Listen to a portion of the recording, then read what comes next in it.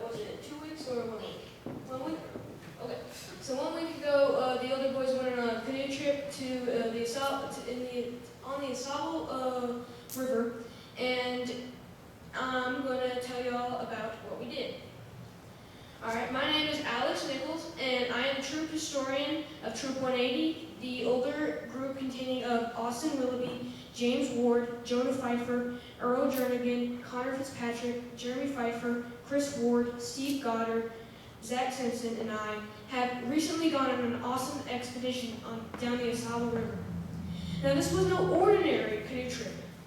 This was to have fun and to earn the 50-miler.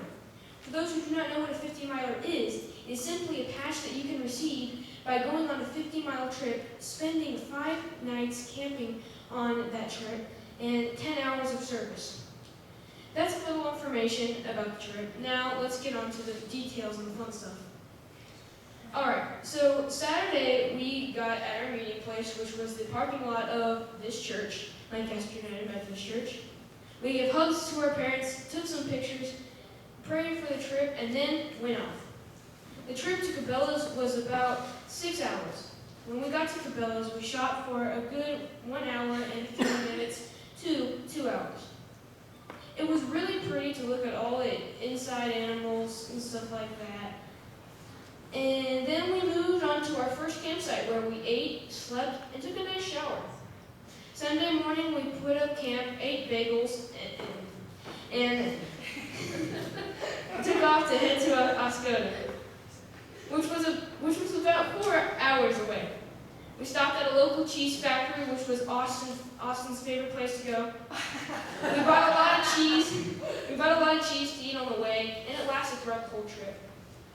When we finally arrived to Oscoda, Michigan, we checked into the Methodist Church and then met up with Steve's mom and took a tour at Mooresmith Air Museum / base.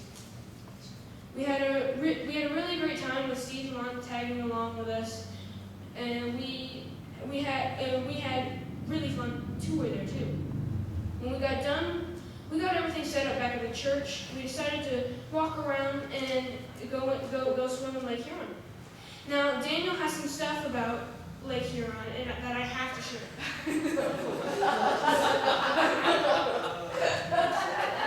James, Connor, and I dared him to do the truffle shot one time with Steve and Zach. Sure enough, the peer pressure finally set in. He did it, and we all laughed to death. I love you guys. The water at Lake Huron was very cold. And it was very cold, and it was very cool to be close to another country, Canada.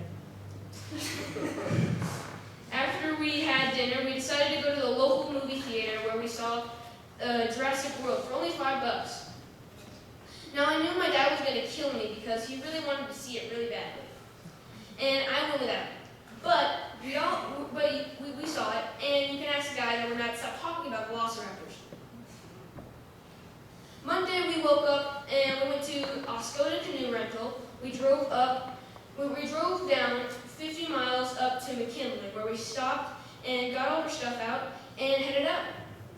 Now, we all named our boats, okay? But the only one to stay with the same crew was Zach and I. And we called it the USS Jurassic, because we saw Jurassic World and I would not stop talking about velociraptors.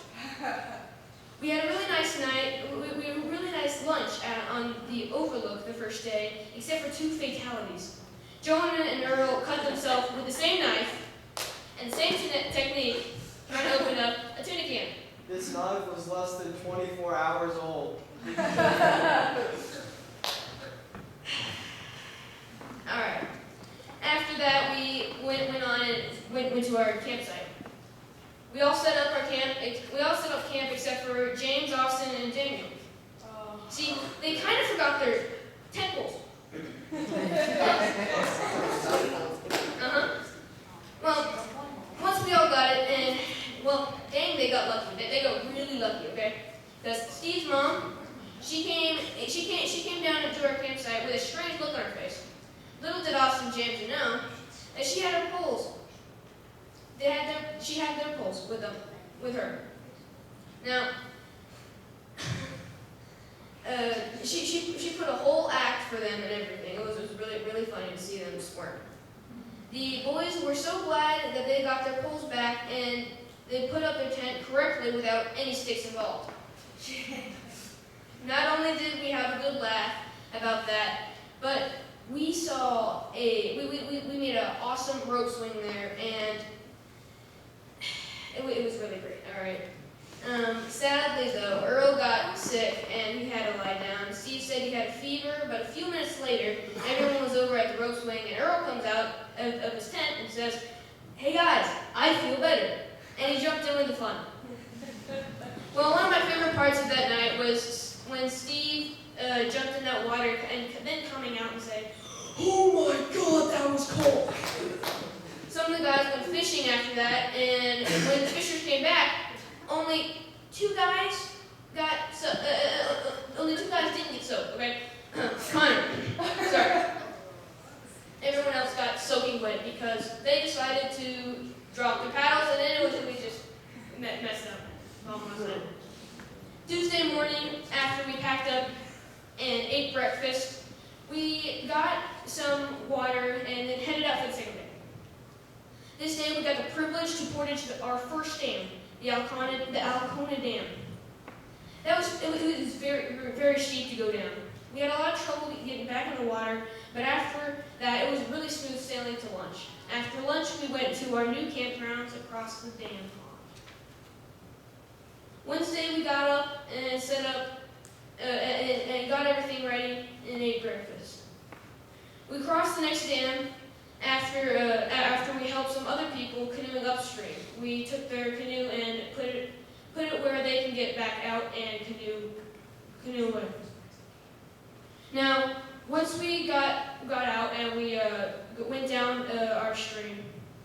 Now, this was cool. Before we got to the second dam, we saw some fighter jets zoom right past us. Okay, there was a Warthog and what was the other one called, Chris?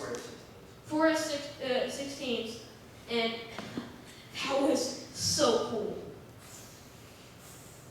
And once we got to the next dam that day, we restocked on food and then kept on going to our next destination. We also went to Iarga Springs that day and Lumberman's Monument. We had a great time at both places. When we got to camp, I have to say that was the hardest day for me. We were all worn out after that day, and I slept like a rock.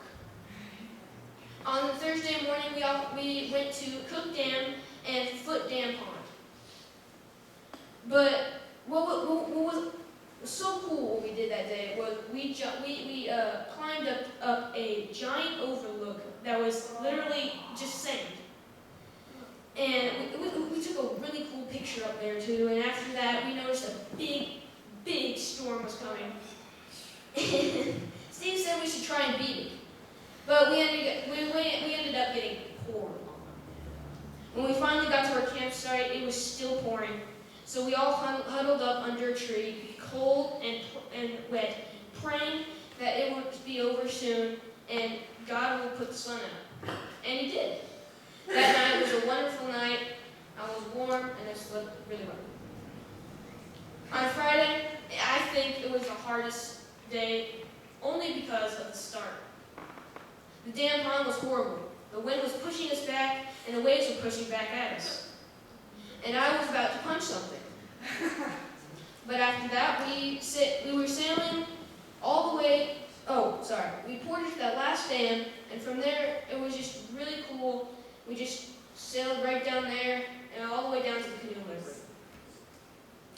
Before we got to the canoe livery, we went to a local store called the Dam Store, and we did our service hours. We set up some tents we set up our tents at the canoe livery, walked around town some more, and went to bed. The next morning, we packed up and set out for Golden Corral in Richmond, Kentucky. It was a great trip, and we are so glad to be able to experience it. Thank you all for your time.